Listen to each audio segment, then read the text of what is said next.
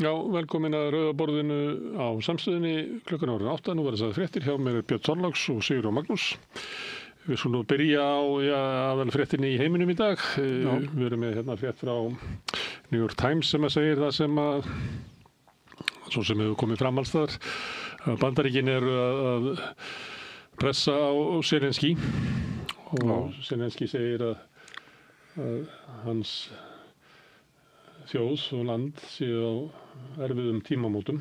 Hann lýsti þessu þannig að það væri tveir valkostir að horfa á eftir besta bandamanni sínum, Bandaríkjunum, og hótunin er svo að Bandaríkjamenn dragi tilbaka alla hernaðaraðstoð og það er vitað að Bandaríkin hafa raunverulega stýrt svona öllu eftirliti með drónum og árásum á Úkraínu, þannig að ef að Bandaríkjamenn draga það tilbaka þá er hætt við að árásunum verið enn harðari. Game over. Game over. Og það segir hann að framöndan sé kaldur, langur vetur. Ef að hérna og Bandaríkin dregur tilbaka. Heitt er að sætta sig við mörg erfið skilyrði sem er í samningunum. Já. Það er nú svona, ég hef fylgst með þessu, það er svona ekki alveg vitað þetta lag hann uppalega, held ég að Financial Times hefði byrkt þetta fyrst. Það er alls konar aðilar sem hafa hagað því að leka þessu, bæði til þess að trufla þetta og hindra þetta verði eða ýta undir þetta verði. Hér í gær, það var Heimir Már Pétursson að tíða þetta. Já, þetta verið þýtt út allan heimildi. Já, nei, ég væntalega fyrir þingflokksfólksins eða eitthvað. Hann var hérna meðan hann var hjá okkur í gær, þá var hann með þetta til þýðingar. Það hefur verið hérna síðan fór í gang viðræður sem er í Genf. Þar eru Bandaríkjamenn og Úkraínumenn að tjasla saman, byggt á þessu grunni. Og hérna er frétt frá Telegraph. Það er búin að vera mjög misvísandi fréttur út allt. Í Telegraph er með heimildi fyrir því að það sem að Úkraínumenn eru að hnika til er að þeir munu ekki þurfa að afhenda þann hluta Donbass sem að Rússar hafa ekki tekið. Það verður þó frekar að verði bundið við víglínuna eins og hún er núna. Það sem að Úkraínumenn hafa stæðstan hluta af þessum svæðum. En í tillögunum upphaflegu 28 punktunum sem að komu, sem að er ekki kallað endilega tillögur, þetta eru talað svona blað sem er í mótun. Það þarf að gert ráð fyrir því að í hinum tveimur, þessum Donbassum, eða þessum fylkjum, þá myndi víglínan gilda, en í þessum tveimur nyrðri hlutum að þá myndi Bandaríkin viðurkenna að það veri hluta Rússlandi. Það er ekki beint sagt að Úkraínumenn muni gera. Og mér sýnist það svona á Telegraph umfjölluninni, hún er svona líkari því sem er í Bandaríkjum, í bandarískum miðlum, að Úkraínumenn séu að ganga svona meginatriðum þessa máls, eða þessum tillögum sem voru þarna. Þannig er sagt að það er búið að fækka niður í 19 punkta, þau voru 28. Það var alls konar dót þarna inni sem að kannski átti ekki teima þarna, meðan þess áframhaldandi umræður milli Bandaríkjanna og Rússlands hitt og þetta. Það kom ekki Úkraínu við. En í sjálfum sér veit enginn hver staðan er. Nei. Stendst ekki það sem að sagði upp af Zelenský að þjóðin stæði frammi fyrir tveimur vondum kostum? Það sé alveg ljóst. Það hérna er frétt frá CNN sem er Evrópuleiðtogarnir voru nú flestir staddir í Suður-Afríku. Það sem að var hérna G7 sem einu sem var G8 en Evrópumenn vilja ekki að Rússland sé með. Það var nú einn af þessum punktum að þeim yrði boðið aftur inn í G8. Og Evrópa kom með hérna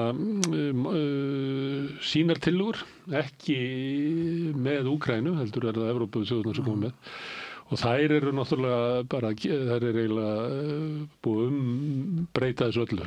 Þar er verið að hefja viðræður framtíðarlandamæri og raunverulega engu svona slegið föstu. En þá samt að stríðið hætti það eitthvað?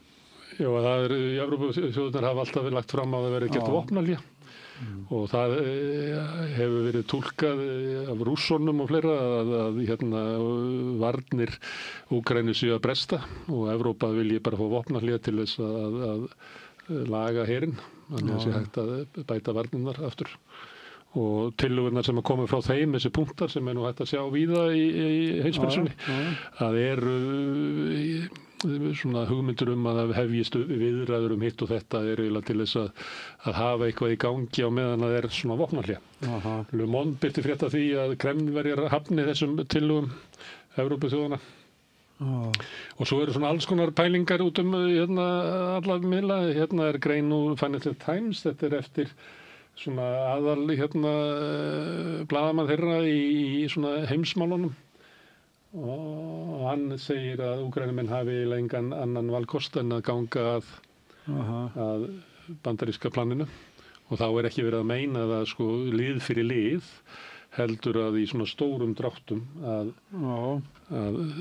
það séu valkostin því að valkostirnir ef að Trump lætur verða á hótunum sínum að draga sinn stuðning við stríði tilbaka að þá eiginlega ljóst að Úkraínumenn ég vil þótt að Evrópumenn sé að lýsa alls konar yfir, það held ég að engin trú á því að Evrópa hafi afl eða getu til þess að styðja Úkraínumenn með sama hætti og þeir hafa fengið frá Bandaríkjunum.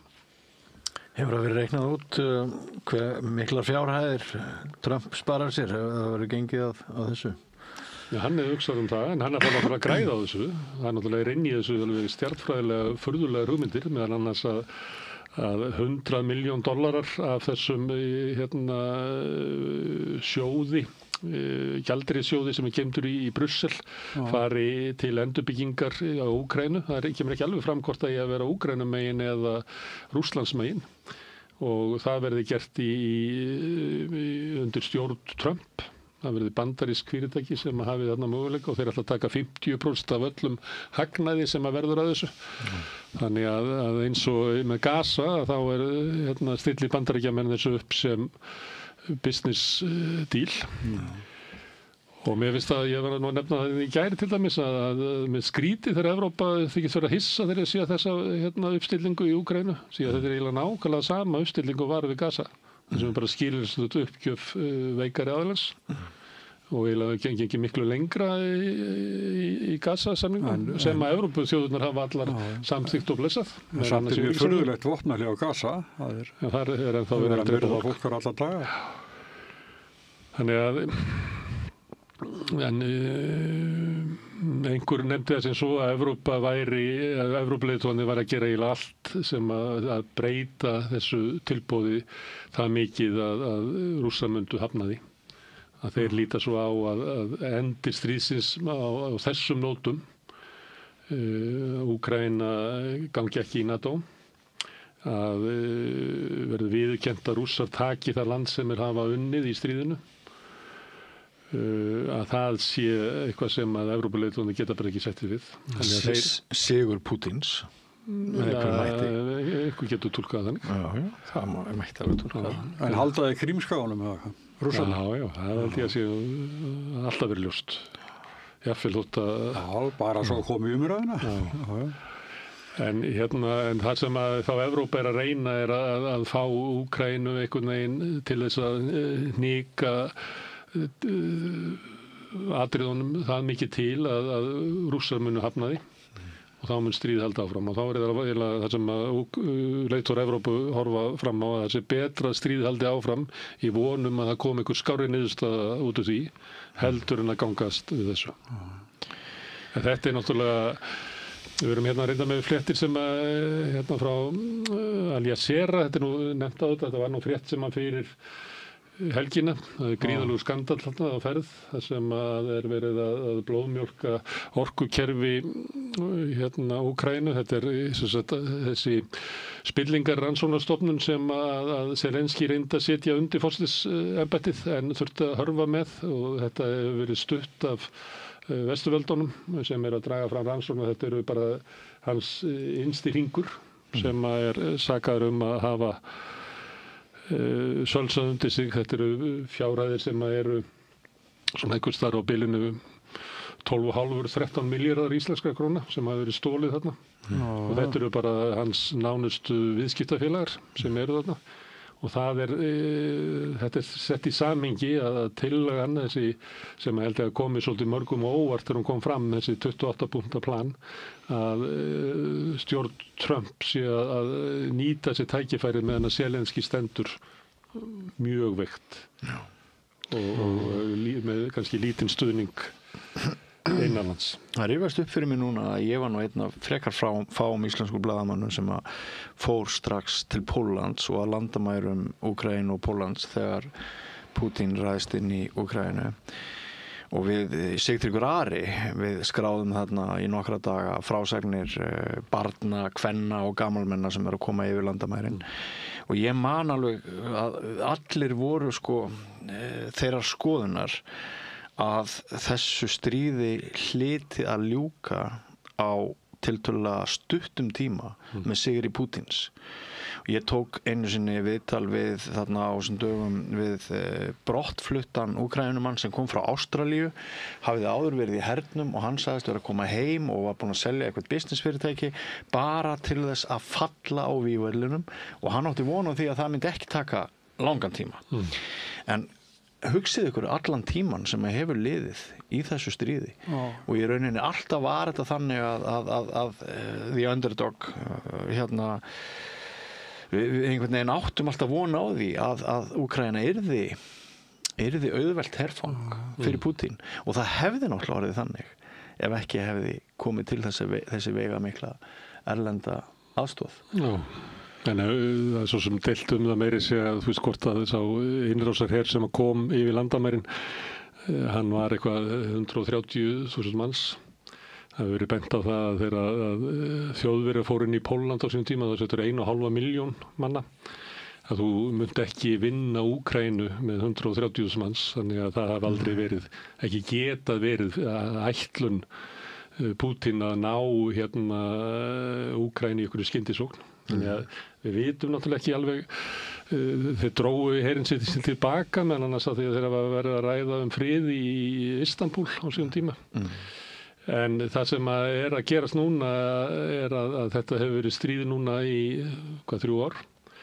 Það sem að snýst það hvorum blæðir út á undan.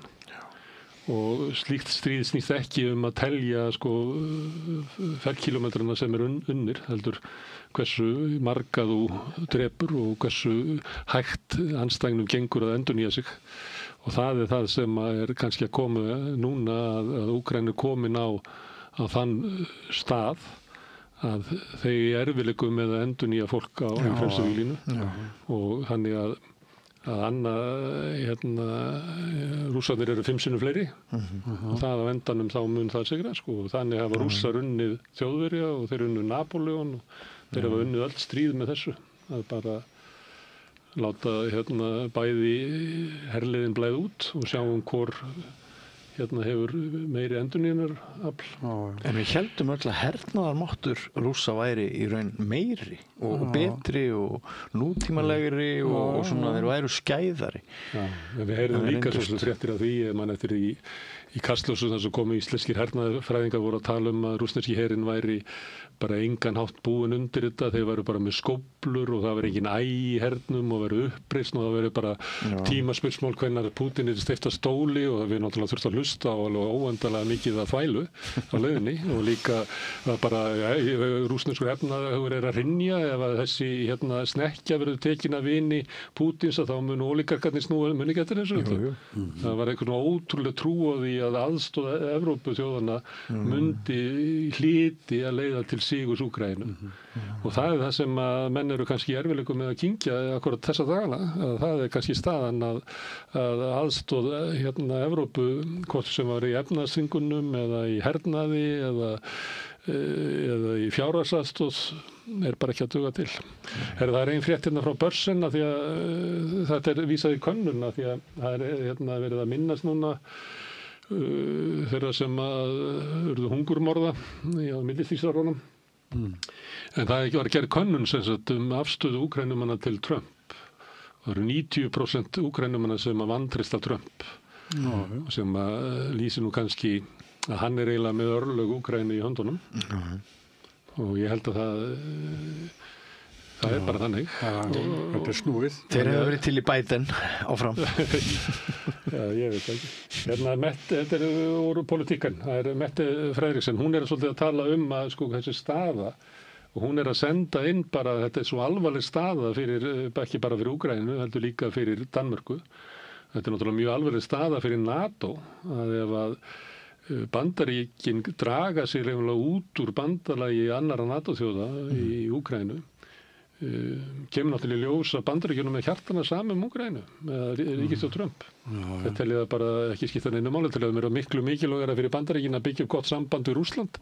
Þannig að þeir eru bara á engan hátt að hugsa sko öryggishagsmuni ríkjanna í Evrópu. Hvernig heldur að fólk í Eystrasaltslöndunum við Póllandi sé að melta þessi tíðindi í dag? Pældi í maður. Það sem allt hefur verið að reyna að halda Bandaríkjunum inn í Evrópu til þess að hafa varnir gegn mögulegri innrás Rússa. En núna kemur allir ljós að það er bara ekki neitt hald í Bandaríkjunum. Því að þeir eru kannski til í að verja eða fá að taka allar auðlindir Póllands og Trump fái 50% af öllum hagnaði. Þetta ekki hægt. Þannig að ég held þetta eftir að hafa gríðarlega áhrif á endurmat á bara hvað NATO, hvernig á það að fungera. En ekki líka þetta svona á meðan að Trump forseti, svo getur vel verið að þetta verði tekið upp með allt hætti eftir hann farin frá. Ég held að þessi vilji Bandaríkjamanna til þess að hætta þessum endalausu stríðum snúa sér að því að meta út frá eigin öryggishagsmunum. Trump hefur verið í vanda með minnkandi stuðning við Bandaríkin við Ísrael að undanförnu. Þannig það ekki bara Trump sem að hugsa svona, það stór hluti Bandaríkjanna sem að bara vilja ekki lengur að Bandaríkin séu að halda uppi vörnum fyrir Evrópu, að standa í stríði í Úkraínu og menn segja, þetta einhver okkar öryggishagsmunir? Hvað kemur okkur það við hverjir eiga Donbass til eða frá? Ekki neitt. Nei. Þannig þeir vilja að þetta sé hættur þessi svona stórveldaleikur. En þeir líka vilja vera svona æðsta þjóð meðal allra þjóða, sko. Já, Trump telur sig ekki gera það með þessum hætti, ekki með því að vera að semja við Evrópuþjóðirnar, heldur að eiga bara milliliðalaust samskipti við aðra stórþjóðir sem Rússland og Kína. Tala ekki við smápiðin. Nei. Og það ég held að... En samt að inn í því núna með Úkraínu, náttúrulega. Hann reyna að koma á friði þar. Með bara í beinum samningum við Putin.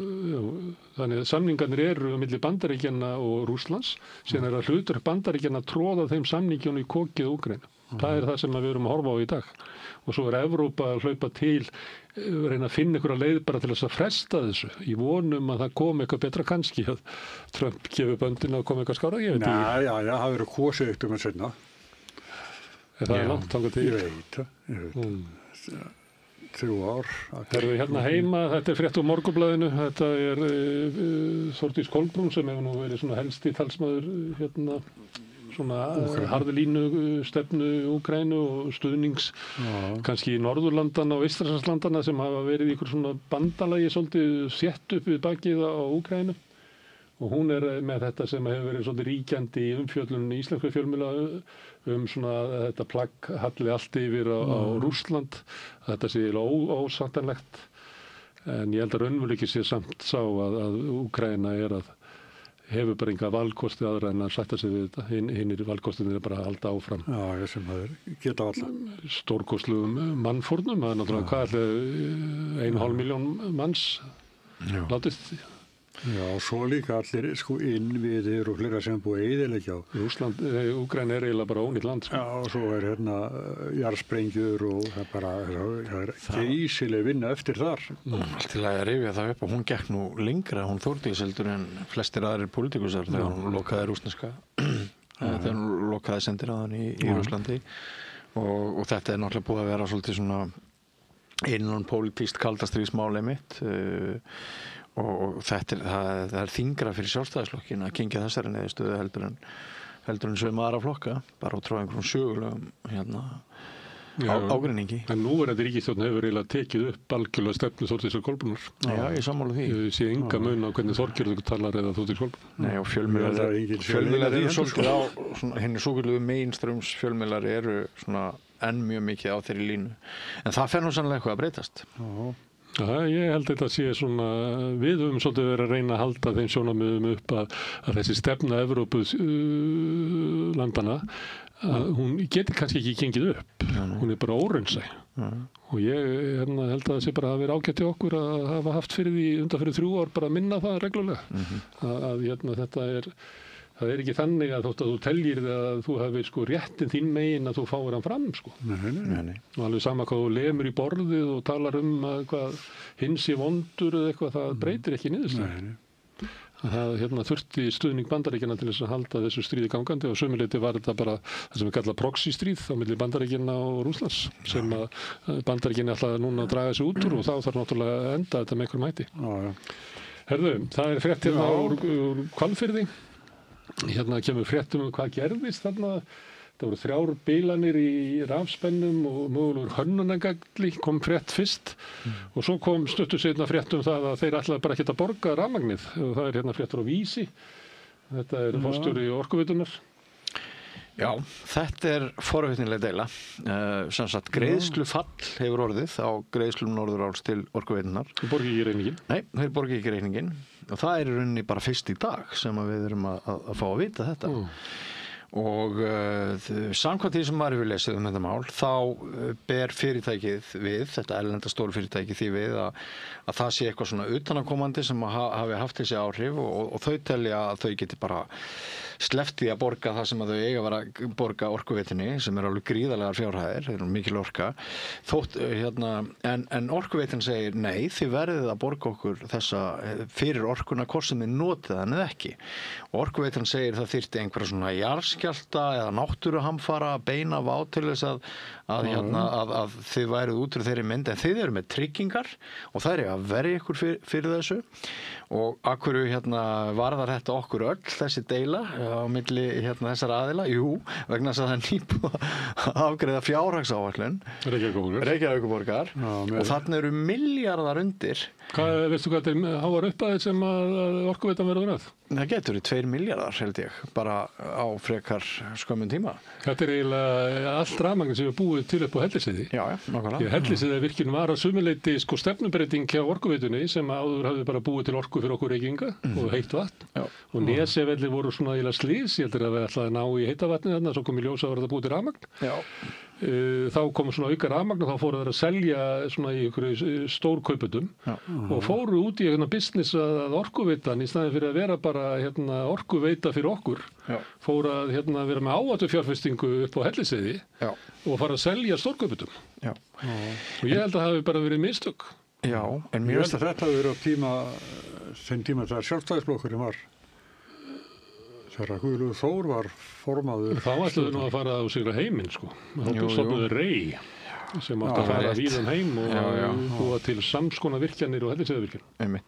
En mér hefur fundist að þetta ekki sé eldri sko. En af því að það er búið að koma upp svo mikill svona að búið að draga upp þá mynda að þetta sé svo góð fyrirtæki og þau skaffið svo mörgum atvinnum og þau sé svo mikið fyrir gerir svo mikið fyrir þjóðarbúið undanfari síðan þessi bilun varð ljós að sko þetta náttúrulega ekkert annað en grjótarið businessmenn.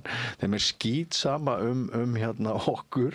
Þeir eru bara að hugsa hagnað fyrirtækisins og þeim alveg sama þótt að falli á ímynd þeirra hvernig þeir að hefða sér í þessu. Sko það sem maður hefur skoðað sem leikmaður. Er þetta ekki ákvörðun sem er tekin einhvers staðar út í heimi? Jú. Þeir hafa kannski ekki komið til Íslands sem tóku þessu ákvörðun. Nei, það getur vel verið. En þá skoða heimskorti, hvað þetta Ísland? En eiga síður, þetta eru ekki gæjarnir sem er að hugsa sem að hafa samfélagslega ábyrgð gagnvart einhverjum Íslendingum sem að vinna hjá þeim. Maður sér það bara í þessu viðhorfi. Það nú ekki, ég held að við getum ekki fundið samfélagsábyrgð í nokkru fyrirtæki við erum stundum að tala um bankan og svona sem eru með 100 milljarða hagna á ári hvað samfélagsábyrgð þeirra og verðmæti þeirra í Kauphöllinni vex. Það er frétt að aðgerðir við Sigöldu á ís eftir úrskurð, það alltaf verið alltaf sama fréttin Það sko umhverfismatið þarna var gallað. Það tók ekki tilliti til laga að það þurfa að gera, ég veit ekki hvað það heitir, vatnshlot, sem eitthvað svona vatnssvæði, að ef þú ætlar að virkja það og færa vatni hérðan og flytja það þangað, þá þarf það að útskýra hvað verður þá sem eru háðir vatninu hérna megin, og það eru allt dýraríkið og allt saman, og hvað gerist hérna megin, en þeir gera þetta ekki. Og þeir eru reknir út úr dómstólunum aftur og aftur. Mér finnst þetta alltaf sama málið ekki? Meir og minna, þarna það úrskurðar og auðlindanefnd sem slæra á puttan á þeim, en þau segja samt þetta breytir ekkert miklu, við ætlum bara að halda áfram. sem líka svolítið fyndið. Þau gerðu það líka, þeir eru í einhverju framkvæmdum við síðasta dóm. Hvammsvirkjun. Þeir eru alltaf að halda áfram að virkja. Bráðabirgðaleyfi og bara allt á fullu. Herðu, kopp, við kannski fjöllum ekki nógu mikið það á samstöðinni, en það var í Brasilíu og það endaði með svona, ekki vel held ég. Þetta ágætismynd. Hann reyndi mikið, þetta brasilískur formaður, kopp, brasilíumenn vildu náttúrulega að þarna tímamót ákvörðun eins og við vildum í Höfða á sínum tíma og það nú skiljaði. Ef maður sá stundum myndir af honum, hann reyndi mikið þessi maður. Já, hann tókst ekki. Nei, hann tókst ekki. Þetta niðurstaðan mjög banal ef hún einhver, þetta bakslag. Við ætlum að fjalla þetta mál við Rauðaborðið í kvöld. Hann kemur Hallgrímur Óskarsson hjá Carbon Iceland og reynir að setja þetta í eitthvað samhengi, og svo ég búinn að bóka unga umhverju sinna síðar í vikunni, og þetta mjög mikil vonbrigði. Hvernig sem við lítum á þetta þá þetta ekki til að róa ungu kynslóðan okkar. Þessi niðurstaða. Það Bandaríkjunum sem gengir út úr þessu, engan á þessu. Frekar en öðrum svona alþjóðastofnunum. Og ýta undir jarðefnaeldsneytisnotkun. Það bara þannig. Segja að það sé eiginlega lausnin. Hann hefur fyrir því að tala niður vindmyllur, hafði ekki tekið eftir því á svona blaðamannhundum. Hann hnýtir eitthvað út í Breta þeir sem allt of mikið af vindmyllum. Það skrýtinn gaur, Trump. En það kviknaði í þessari ráðstefnu. Í heilum skilningi, það kviknaði í þessari ráðstefnu. Ég held að það var ekki okkar áherra bara eiginlega á leiðinu upp í Rauðabúl þegar það gerist. Það Leifar að stóra ESB-málunni frá því síðustu viku. Já. Þarna Sigmar að finna, var hann ekki að finna að því þegar Guðrún sagði aðspurð hvort að Evrópusambandið verið glæpamenn. Og hún játti því. Jú, sko, þetta var mjög klaufalegt viðtal hjá henni. Þetta einhverjar 2 mínútur í beinni á Stöð 2 í síðustu viku, og svo svona eins og hún festist einhvern veginn í þessu, og Sigmar segir í þessari frétt, sko, sem að mér finnst ég held hann hitti svolítið naglan á höfuðið. Hann segir, sko, kapplaupið miðflokksfylgið að draga Sjálfstæðisflokkinn ofan í fen sem erfitt verður að komast upp úr nema þú aðeins breytir þinni framkomu og ykkar. Og mér veist hann svolítið negla það sem að margir eru að hugsa þarna. Það ekki, ég held að engi geti ráðlagt Guðrúnu að elta miðflokkinn. Bara alls ekki. Herðu, hún líka í næstu frétt. Það getur við róast kannski, sko. Kannski bara munun ekkert svo mikill. Að í hvert skipti sem flokksmaður opnar munnin, þá segir hún einmitt það sem ég ætlaði að segja. Nei, án mikillar ríkjumdina, sko. Að segja það, sko. Jú. Hún hafi bara óvart játað á sig. En þetta samt svolítið í hennar fasa, finnst mér núna. Ég með aðra frétta sem að hún að tala við Kristrúnu, það sem að Kristrún var að segja eitthvað að Ursula von der Leyen hefði verið að segja að þetta ekki fordæmisgefandi muni ekki eftir því. Og hún hafnar því að það sé ekki að hengja einn hatt sinn á það. Nei. Ég veit ekki, haldið að segja eitthvað í stjórnarandstöðu að Kristrún út úr þessu? Ég skil að þau reyni. En ég ekki viss að þau séu að fella nýjar keilur í þessu. Bjarna borgarfulltrúi Sjálfstæðisflokksins sem segir að líkamsárásir sér í Mjódd séu meiri hlutanum að kenna. Já. Sko, þau mikið þarna úr? Það má margt segja þessa frétt, finnst mér. Við höfum nú stundum sagt frá þessu, klósettin eru lokuð þarna, þetta alveg rillilegt ástand þarna, hefur verið lengi. Já, mjög slæmt ástand. Hann vill þessi Helgi Ás Gretarsson vara borgarfulltrúi Sjálfstæðisflokksins að það verði komið upp skipulagðri öryggisgæslu við þessa strætóstöð þarna í Mjóddinni. Og sko dæmin sem hann að nefna, þessar 2 nýjustu líkamsárásir, þetta eru svolítið skuggaleg dæmi. Í annað skiptið þarna einhver fjölskyldufaðir bara með börnin með honum og bara gengið í skrokka á honum af 14 ára krökkum. Og þannig að sko þetta spyr margra spurninga. Erum við komin á þann stað að við þurfum að fara, við höfum stundum verið að tala um þessi ómikil öryggisgæsla hjá einhverjum fyrirmönnum hérna, en erum við að fara í þann fasa að við þurfum að hafa öryggisgæslu víða? Það var öryggisgæsla á Hemmi í gamla daga. Já, einhver einn maður svona. Já, meira þegar það var þegar mest lét. Ekki var hann alveg í botni. Já. En sem sagt, maður heyrir þetta ákall á fleiri stöðum. Sundlaugar eru stundum eitthvað að velta þessu fyrir svona. Erum við að fara bara sömu línu og allar aðra þjóðir? Ég veit ekki, mér finnst það skrítið, ég veslaði í Bónus, þar eru á Laugaveginum, í Kjörgarði. Þar eru svona öryggisverðir inn í búðinni. Þeir líklega stoppa fólk til þess að stela eða eitthvað, ég veit það ekki. En mér finnst það, ég sá þetta bara fyrst í vetur. Það er bara, þeir opna ekki búðina þess að sé öryggisvörður innan kunnanna frammi. En hvort þetta sinnuleysi eins og Helgi Ás segir eða ekki, það kannski skiptir í öllu máli. Við þurfum bara einhvern veginn að ræða það hvernig við ætlum að taka. Er þetta einstök ofbeldismál eða er Ísland eitthvað breytt? Ég veit ekki, þetta er flókið. Hér er frétt kannski breytt Ísland, þetta frá Vísi. Var tilbúin að taka hálsað Kórani í sundur með lykli. Þetta er ótrúleg ummæli hjá honum. Sko, var hann til að gera þetta sjálfur? Hann lýsir því viðtalið við Sölva Tryggvason. Já, ég veit hann var fyrir gríðarlegu álagi. Álagi, maður bara hóta honum og fjölskyldan. En núna er liðin langur tími og hann segir þetta bara í viðtalið núna fyrir einhverjum dögum. Já, hann lýsa því ástandi sem var. Já, en finnst ekki það þessu? Hvað gerir finnst ekki það þessari fyrirsögn og ekki það ég hafi sagt það? En ég skil líka, mér hefur verið hótað, það er mjög óþægilegt. Og hvað, tókstu hálsaði sundur? Nei, ég segi það ekki. En ef þú verður opinbera embættismaður í þeirri stöðu sem hann hefur verið og svona, ég held að þú ættir ekki að tala svona. En ekki talað að hann verði mögulega í frambúði í borginni? Fyrir miðflokkinn. Og ég held hann sé að tala svona af því hann sé á leiðinni í frambúð. Vegna þess að hann er svolítið að kveðja arfleifðina, hann er svolítið að kveðja ferilinn með því að tala eins og hann gerir. Finnst mér. Þannig að hann hekkur á nýjan feril. Og ég og þú verum á borgunum, hvað eftirlaun? Mörg 100 milljónir. Flott. Nei, það er náttúrulega ekki gott að þótt að manni sé hótað og maður sé maður hóti tilbaka. Hann hótaði ekki. Hann segja hvað hann hugsaði. Hann hefði getað hugsað sér til að verja sig og fjölskylduna. Ef hann hefði þess að komið. Hann ætlaði ekki að fara á sækjan til þess að taka sundur hálsæðina. Nei, bara að fara á Litla-Hraun og... Nei, ég veit ekki. Hann velur sín orð ekki á tilviljun held ég þannig. Hefur ykkur ekki verið hótað? Þér hefur verið hótað Smári. Okkur hefur öllum verið hótað. Ég hef aldrei dottið það. Ég hef aldrei haft eftir mér að ég ætlaði að taka hálsað eitthvað sem sundur með lykli. Þetta er samt óþægilegt. Já, ég veit að við erum að ræða það gott að þessi ummæli séu eðlileg. Það er eðlilegt að verða það ef mann er hótað, það er ekki að kvarta við því. Nei. En svo maður náttúrulega reynir á mannin og hvernig bregst við.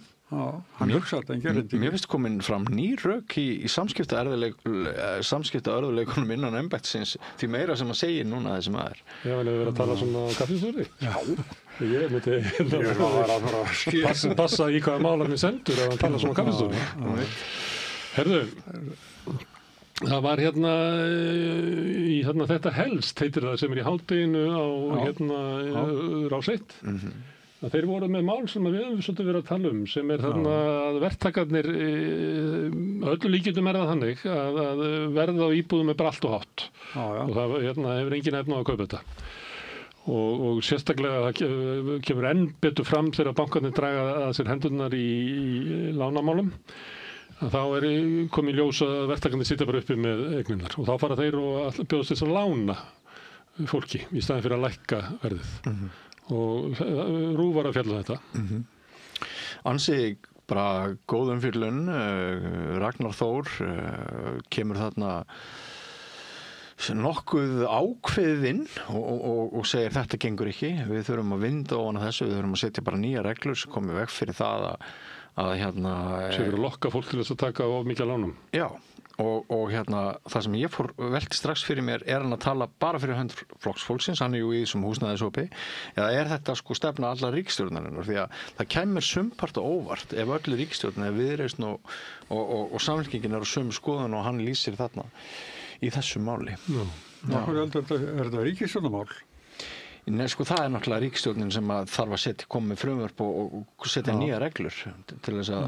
Það er náttúrulega alls konar reglur hjá til dæmis lántöku skilyrði, greiðslumatið. Það er að svona hálfuleyti hugsað sem vernd fyrir fólk að fara ekki að reisa sér hurðar á sem öxl. En þarna er náttúrulega þarna áttu eignina með verktakanum, hann á 20% í þessu, þannig að 20% lánið eða sem að þú náttúrulega reiknar líklega með að kaupa verktakan út einhvern tímann. Já, að það kemur ekki sem lán á þig því annars myndur ekki standast greiðslumatið. Þannig að þetta er svolítið sérstætt, en mér finnst þetta alltaf, ég nefndi þetta hljómar bara eins og subprime lánin í Bandaríkjunum, þegar var búið að vera svona búið að sprengja upp verðið, að það var alltaf bara fundnar nýjar og nýjar leiðir til þess að lána fólki með einhverjum hætti, til þess að kaupa allt og dýrar eignir, og mér finnst þetta bara að lykta því. Já, ég líka. En Ragnar, þú talar bara eins og við þurfum regluverk bara 1, 2 og 3. Já, stoppa þetta. Já, bara stoppa þetta. Já. En hann Jónas sem hagfræðingur, hann gerð ekki hagfræðingur HMS, hann hefur talað að þetta sé bara valkostur og það sé betra að fólk hafi alls konar valkosti og hvert ykkur ákvörðu fyrir sig og fólk verður bara að íhuga þetta vel áður að gera það, en hann var ekki að tala gegn þessu. Ég myndi ætla að bæði Samfylkingin og Viðreisn væri á líkum nótum. Á þessum nótum. Kannski átökanninni, en Ragnar er náttúrulega inn í húsnæðisofnum, hann sér hann. Herðu, það var frétt, Rúvar með, hafði tekið þetta mál upp og verið með svona fréttaskýringu í kvöldfréttunum. Þar kom meðal annars fram að verktakar eru bara að loka eignum. Þú kannski komin segjum við tilbúið fókall bara, að þá bara lokar þeim og allra að bíða þá til að markaðurinn tekur við aftur. Já. Eiga orðið bara landið og miðinn og hegða sér bara eins og þeim sýnist. Já, og það náttúrulega bætir ekki stöðun á húsnæðismarkaði. Nei. Það stór frétt frá Bandaríkjunum að Trump setti í gang málaferli gegn þeim sem höfðu farið í málaferli gegn honum, James Comey sem var saksóknari í þessu máli sem átti að vera með tengslans við Rússland þegar talaði að þau væru, þau munið til því, og líka konan sem ákærðan í New York, hún nú unnið það mál, Letilia James heitir hún, og Trump fyrirskipaði ákærur á þetta fólk. Og það var farið með það og farið með það inn í dómsal, en dómarinn hentis út. Þannig að við höfum oft verið að velta fyrir okkur hvort að hann komist upp með allt Trump. Nei, það er gott að þetta duði ekki, en þessu verður kannski áfríðað og kannski endar þetta upp í Hæstarétti. Ég var þarna að skoða bandarísku pressuna og ég sá eina frétt sem var með svona skemmtileg, svona áhugaverða, því þetta er að gerast alls þar út í heim, út allan heim. Þarna er verið að það séu fleiri sem að deyja en fæðast í mörgum hópum í Bandaríkjunum og er að fjalla um það. Og við þekkjum þetta, að þetta er náttúrulega búið að gerast í Kóreu og Japan og er að gerast þannig að er þetta með nokkur gröf sem að fylgdu fréttinni, þar sem við sjáum svona ýmis lönd. Við sjáum þarna Japan að það eru miklu fleiri sem að deyja heldur en að fæðast, þannig að japanska þjóðin er að fara miklu vanda. Og svo Kórea sem er í efri röðinni lengst til að hægri. Við sjáum hvað fæðingartíðinni fellur hratt, það er oft ekki dæmi að þessu. En Tæland eru vel með sömu stöðu, það eru orðnir fleiri sem að deyja heldur en að fæðast og Bandaríkin er að detta inn í þetta. Inn í þessa stöðu. Og þá spyr ég þig... Svo hvað líka hratt falli til þess að segja Kína. Það er náttúrulega, þeir voru með einspans... Já, ég veit, nei, er ég að miskilja þetta? Nei, það er bara falla fæðingarnar af þeim. Þeir voru náttúrulega með mjög ákveðna stjórnvaldsstefnu, en hún var ekki í Suður Kóreu eða í Tælandi til þess að íta undir þetta. Þannig að það er einhver leitið eitthvað að gerast bara í öllum samfélögum þar sem þetta gerist mjög hratt. Þannig ég bjóð til fyrir ykkur graf Ísland sem fekk ekki að vera með þarna.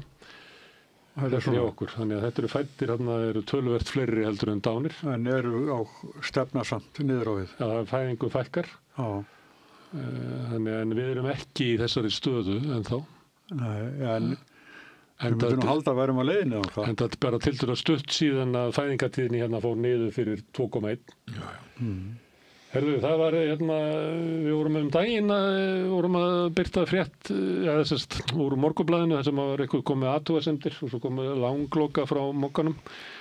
En Moggi birtir þarna, sko ég er ekki alveg klárað á hvort þetta sé athugasemd ráðherrans til Moggans. Tekur ekki Moggan þetta bara upp af Facebook hjá honum eða eitthvað? Nei.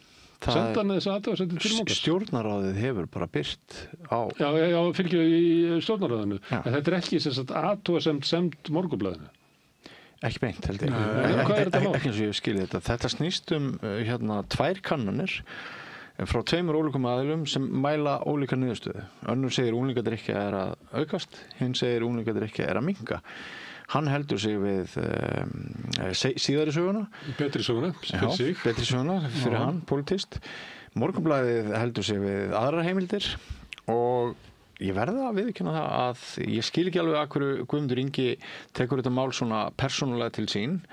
Að hann einhver sagði, það var nú held ég einhver, já var það ekki, við kannski fáum að sjá einhverja fyrirsögn það aftur hérna eftir, ég man ekki hvernig við röðum þessu upp, en var ekki Jens Garðar sem sagði hann hérna næsta frétt bara. Já, hann var allt í steik í ráðuneytinu sem er náttúrulega bara einhver áróður, en hann segir sko, hann noti stjórnarráðsíðuna sem bloggsíðu. Og það er alveg rétt sko að ég er búin að skoða stjórnarráðs tilkynningarnar í marga áratugi og ég hef ekki séð svona svona persónulegur vinkill og Moggin vælir ógulega og finnst að hann sé að hjóla persónulega í þá og kannski er hann að einhverju leyti að því, kannski er hann að borga upp einhverja gamlar skuldir, ég veit það ekki.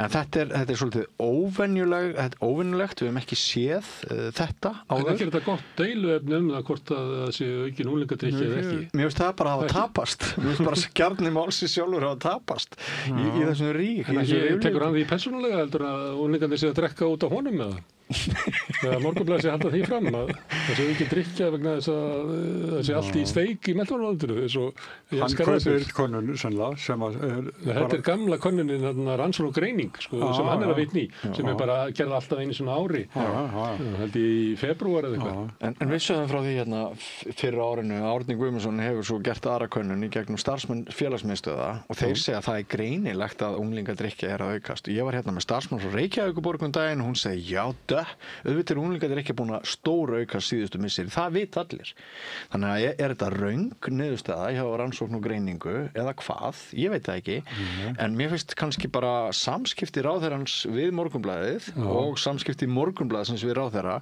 vera eiginlega bara það áhugaverðasta í þessu máli og ég er ekkert endilega viss um að þetta sé slæmt að bara menn takist á og séu ekkert að sigur húða orðsinu, kannski bara hressandi að hann sé brjálaður út í Moggan og segi það og Moggi sé brjálaður út í ráðherran og segi það. Allir séu brjálaður. Það má kannski sleppa því að fara alltaf með henni á þing, ég held að þingmenni ætla að vera að fjalla með annað en það. En hérna Morgunblaðið hefur á RÚV, hérna er frétt tafir og umbótum hjá RÚV ekki heppilegar, segir Logi. Það er tafir á tillögum Loga að breyta rekstrarumhverfi RÚV svo þess ekki eins frekt á markanum. Auglýsingasölu aðferði bara þær séu ólöglegar. Við höfum oft heyrt þessar sögur. Það þetta er eitthvað sem er bara svona dúkkar upp bara alltaf af og til í umræðinni. Herðu, hérna að þau erum í fjölmiðlunum, það er bloggari Þórarinn Hjartarson podcastari fyrir ekki að fjölmiðlanemnd vill að hann skilgreini sig sem fjölmiðl hann segist ekki að fjölmiðl, hann er bara að tala við fólk Hvað gerum við hér? Hvað segir þau þegar gamlu blaðamenn? Hvað gerum við hér? Við tölum bara við fólk Við tölum bara við fólk Við erum enda skilgreinir sem fjölmiðlun og skráum það og ekki neinum af það Við vorum ekkert, við skráðum okkur ekki bara daginn sem við byrjuðum. Nei. Við svona létum okkur hafa það undan. Þetta er ekkert alveg einfalt. Hvenær verður einhver skoðun að fjölmiðli? Hvað þarf þetta að gera til þess að verði fjölmiðli? Svo alls konar stofnanir með, er ekki Landspítalinn með podcast? Það alls konar stofnanir með podcast og svona að skilgreina það allt saman sem fjölmiðlun. Stundum nota ég Facebook eins og sem fjölmiðl. Og ég þá skrá mér sem fjölmiðl eða hvað. Mér finnst þetta ekki einfalt. Það er ekkert að því að skrá sig sem fjölmiðl. Hann vill það ekki. Það gerist ekkert. Hann vill það ekki. Það er íþyngjandi fyrir hann. Það er íþyngjandi fyrir hann. Það hefur með þessi fjárútlát og hann fær ekki tilbaka af því að hann er með einsmanns ritstjórn. Ég er alltaf að svara fjölmiðlanefnd. Þetta er fjárútlát og tími sem fer í þetta. Ef skilgreindur sem fjölmiðl. Maður þarf að svara alls konar fyrirspurnum frá fjölmiðlanefnd. Ég er með svona fjölmiðilsstrákar. Þetta er aldrei íþyngt mér neitt. Er það ekki? Fer enginn tími í þetta? þetta? Nei, ég svara einhverju bréfi einu sinni ári. Hann vill ekki svara bréfinu. Já. Finnst ykkur að, hvað getur fjölmiðlanefnd gert? Farið og lokað? Ég veit ekkert um það. Ég var það ekkert að það. Þetta er bara lög í landinu, svo ég bara fyrir þetta. Ég spái að... Kaust þú fyrra bragði að hafa þetta fjölmiðil? Sendir þú fjölmiðlanefnd bréf? Nei, þau sendu mér. Þau sendu þér? Já. Nei, ég er býð. Þú ert svona hlýði, hann er óþekkur sko. Hann vil segja nei. Já. Ég spái að næsti viðmennandi hans verði forstöðumaður fjölmiðlanefndar. Þau kljáir þetta bara út við í podcastinu. Já, kannski. Já. Sem er ekki fjölmiðl. Nei, hérna er frétt frá Ísrael að Netanyahu er að undirbúa kosningar. Nú þegar það virðist svo vera að gæti haldi þetta vopnahlé, þótt það sé mjög sérstakt. Og hann ætlar að banna þarna flokka, arabíska flokka. Og það er gert til þess að tryggja það að verði meiri líkur á að svona hægri flokkarnir nái meirihluta. Og hann ætlar að skilgreina einhverja flokka sem hættulega og bara banna það. Herðu, makrílveiðimenn töpuðu bara þessu við ríkið, hvað? Já, þetta eru sem sagt ekki stórútgerðirnar, heldur. Þeir vilja fá að vera þessi viðmið heldur en hefur verið og eru búin að fara dómstólaleiðina og Hæstiréttur dæmir núna að það sé bara þeir eigi ekkert inni, þeir vildu fá bætur. Er það þeir sem að fengu þarna auka úthlutuna frá Jóni Bjarnasyni? Já. Þetta er ekki stórútgerðin. Þannig að Hæstiréttur... Nei, stórútgerðin þegar sko eins og vinnslustöðin og hverju sem fengu einhverja milljarða sko. Snýst þetta ekki fyrningu? Þetta mál? Nei. Snýst ekki fyrningu? Herðu, Morgunblaðið er með sömu frétt og við vorum daginn og Bitcoin er að falla. Ég er ákvað að sýna ykkur svona graf Bitcoin sem þetta er það sem hefur gerst á árinu. Það er 26% bara frá því í sumar sem hefur fallið. Þannig að þetta er náttúrulega, og það hefur lítið sem hækkað á árinu. Þetta er frétt sem að skipta svolítið máli vegna þess að ég held að Elon Musk hafi byrjað með Tesla og fleira að taka töluvert af sjóðum fyrirtækisins og geyma það í Bitcoin. Þannig að sjóðirnir myndu skila inn svona auka hagnaði og það var alltaf voruð meira og meira þetta. Ég las að svona fyrra árinu að það voru fleiri fyrirtæki sem voru að gera þetta. Þannig að þetta getur þýtt að það eru mörg fyrirtæki sem er lenda í svona svolum vanda. Hvað er? Ég er með aðra frétt sem er viðskiptatengt, það er úr börsen. Það er stundum að vera að segja eitthvað frá Novo Nordisk svona áfallinu sem þau verða fyrir. Þeir voru að rannsaka lyf sem átti að virka gegn Alzheimer en það kom í ljós að það virkaði ekki þannig að þeir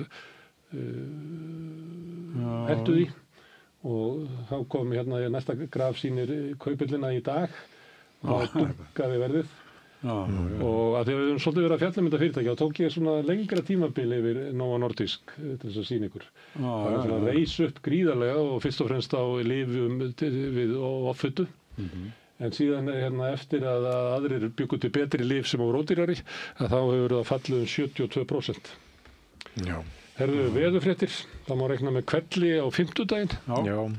Er það í þínum heimabyggðum? Nei, það er suðaust, já. Veður og færið, ég skal sjá það. Suðausturlandi? Já, Suðausturlandi og Austurlandi. Það verður næst í þar og kannski á norðanverðu Snæfellsnesi einnig.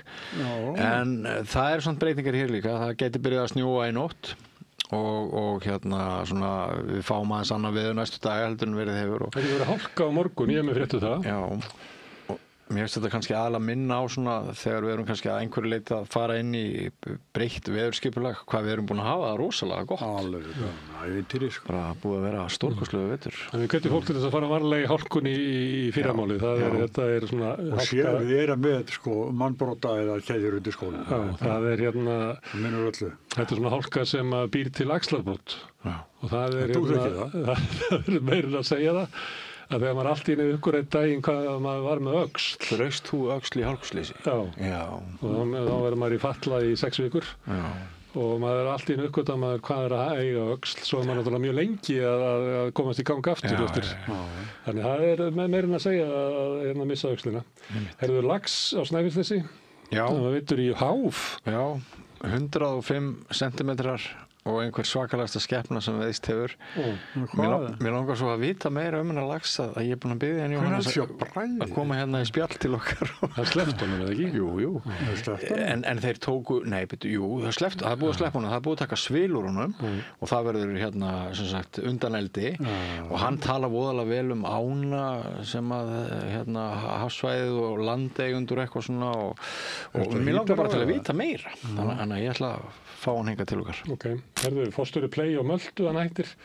Já, ég glitt að læra það meira en það bara. Ég myndi svo, sko, voru þeir ekki búnir að ákveða við ekki á Möltu?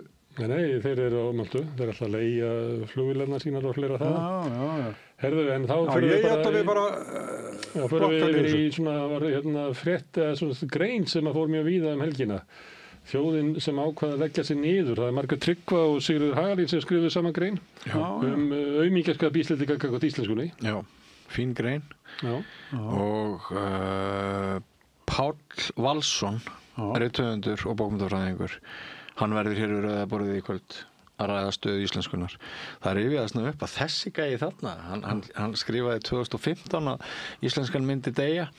I told you so. Já, og þá voru nú fáar ógnir sem steðjuðu að henni miðað við hérna samtíman, en nú eru fleiri að komast á þá skoðun að íslenskan muni sannarlega deyja og það bara ekkert á löngum tíma ef ekki verður gripið til miklu öflugri mótvægisaðgerða en við höfum gripið til þess. Ég vil sjá svona rísa aðgerðir stjórnvalda. Já, bara einhverja rísa aðgerðir. Því að ég held að bara, ég veist þetta síðustu helgi þegar ég var að hlusta á hann Loga, þarna á degi íslenska tungu, þar sem var að tala svona, ég bara hugsaði, hvað er í gangi? Mjög makklust. Áttamaður sem ekki á stöðunni. Ef þetta væri þorskurinn sem við værum að tala um, en ekki tungumálið, þá væri löngu búið efnum til þjóðar átaks og bara alla rannsóknir á fullt og peningar og styrkir og allt það. En þetta skiptir okkur meira máli en þorskurinn. Þegar maður deyr, þá deyr heill heimur sem hann bjó til inn í höfðinu á sér. Og ef íslenskan deyr, þá deyr bara hugmyndaheimur. Sem að við eigum ekki, sko. Nei. Og okkur var farið. Hann er á sögulegum grunni. Deyra meðan að við erum á okkar vakt. Já. Það er algjörlega skelfileg tilhugsun. Hann er meir en 1000 ár aftur í tíman, þessi heimur, og hann er bara til af því að við vorum skrifóðir við Íslendingar, segir Páll í þessu viðtali. Og getur lesið 1000 ára gamlan texta. Kynir að geta það kannski. Hún segir það, Guðrún Nordal, hún geti að ég kæmi til hennar að þetta er svona kortur geti ég byrja að lesa. En þá kemur hann að þetta er ólík staf að gera milli aldas og annað, þannig að þetta er engast að vera að vinna því. Kortir, ég var að segja það. Herðu, hérna, ungi sjálfstæðismenn söguðu sundur bíl. Já. Þú ætlaði að draga hérna fram einhverja sambandið skattahækkanir. Já. Að menn voru mjög fljótir að benda á að þeir gleymdu að taka tillit til þess að móti þá lækka skattar. Þannig þeir verða eiginlega að hérna, hvað heitir það, svona brenna hana bíl saman. Já. Og sagan með öðrum hætti til þess að leiðrétta þetta. Já. Þetta er mjög þung leiðrétting sem að verður frá þeim. Þeir gleymdu að þetta er hérna stundum sem að menn gerast þegar menn er að leika sér með tölur. Þá taka þeir bara plúsana en gleyma mínusana með því. Og þeir gleymdu því. En ég myndi ekki ráða þessa menn sem fjármálaráðherra. Þeir eru að þroskast aðeins. Kannski þeir eru eldri sjálfstæðismenn. Þú þekkir Sigurjón kannski betur en þú Smári að við köllum hérna Sleepy Rock Gratta. Er það ekki líka kallað Gratti hérna fyrir sunnan? Nei, er það kannski bara norrlenska? en ég horfði á myndbandið og mér fannst, ég bara trúi skeiðan þá að hafi sagað bílinn í sundur, með svona litlum gratta, eins og við myndum segja fyrir norðan. Það var afrek. En hann hefði mátt reikna betur áður en lagðist af. Það er frétt sem að fór út allan heim. Þetta er Telegraph. Þetta var viðtal við Kevin Spacey. Þannig stendur hann sé heimilislaus og hafi verið kanselaður. Hann hafi helst fyrir sig með að syngja svona krónuralög á einhverjum klúbbi á Kýpur. Það vilja enginn hafa hann og hann búi eiginlega í ferðartöskum og Airbnb íbúðum og eitthvað fleira. Og þetta fór út allan heim. En í dag eru þessast leiðréttingar og hann að segja að þetta hafi nú ekki verið alveg, hann ekkert heimilislaus, alls ekki. Það er heimilislaus sem fólk ekki heima, hann bara lifir svona svipað hann gerði í upphafi ferilsins og ferðast og eitthvað fleira. Ég tók þetta með að þetta er náttúrulega sjálfur sem merkilegt og það er oft verið að tala svona vókið og eitthvað svona, þetta er mest laufaði maður seinni ára. En þetta er Telegraph sem náttúrulega var með herferðina gagnvart BBC að þeir hefðu haft rangt eftir með því að skeita saman tveimur bútum úr ræðu Trump. En hann er Telegraph að svona í stemmingunni að stilla hlutunum upp með öðrum hætti heldur en Mér var það einu merkileg frétt sem að koma helgina held ég að við komið til mín að verk eftir Gustav Klimt sem var selt á $236 milljónir. Þetta eru 30 milljarðar sem að þetta verk fór á. Veistu hver keypti? Veistu hver keypti? Nei, hann vill ekki láta nafnsins getið. Það voru tveir sem voru að bjóða upp lengi í lokin og þeir voru báðir með einhverja þjóna sem að voru með á í símanum og bauðu í þetta. Ég er nú með mynd af þessu verki í heildadröfum, mjög fallegt verk. Það er saga á baku þetta vegna þess að þetta er portrett af Elisabeth Lederer sem var tilheyrði vellauður í gyðingafjölskyldu í Vín og þegar að nasistar tóku Vín að þá voru stór hluti af ættinni sendur í útrýmingabúðir. En henni tókst að bjarga sér með þessu verki. Að Klimt hafði verið 3 ára á málaða einhvern tímann fyrir heimsstyrjöld og hún hélt í fram að hann væri raunverulega faðir hennar og það væri þessi miklu samskipti sem hefur verið. Og nasistarnir trúðu því þannig að hún fekk að búa í íbúð sinni í Vín og dó þar 44 á þess að vera send í útrýmingabúðir. Og það er sagan á bak þetta verk og þá má veltaði fyrir sér að einu sinni bjarga þetta verk heilu mannslífi og þá er það spurning hvort að 30 milljarðar séu. Það fyrir sig hvort verðið mynduðu vilja borga. Sá sem borga 30 milljarða, hann sem marka einhvers þar annars þar. Ég tók þetta líka því að við erum stundum að vera með svona merki þess að það virðist vera eins og við sem að detta inn í nýtt hrun. Þetta er líka eitt merki það. Að menn hæga svona mikla peninga að kaupa þetta verk á 30 milljarða. Það er ekki eðlilegt. Það er nú ekki að detta inn í hrun ámót og var hér árið, sko. Erum við ekki? Nei, heldur það. Nei, það ekki. Það er komið ljós, kemur kannski ljós í fréttunum á morgun, en við segjum gott í bili, Björn og Sigurjón, kæra þakkir.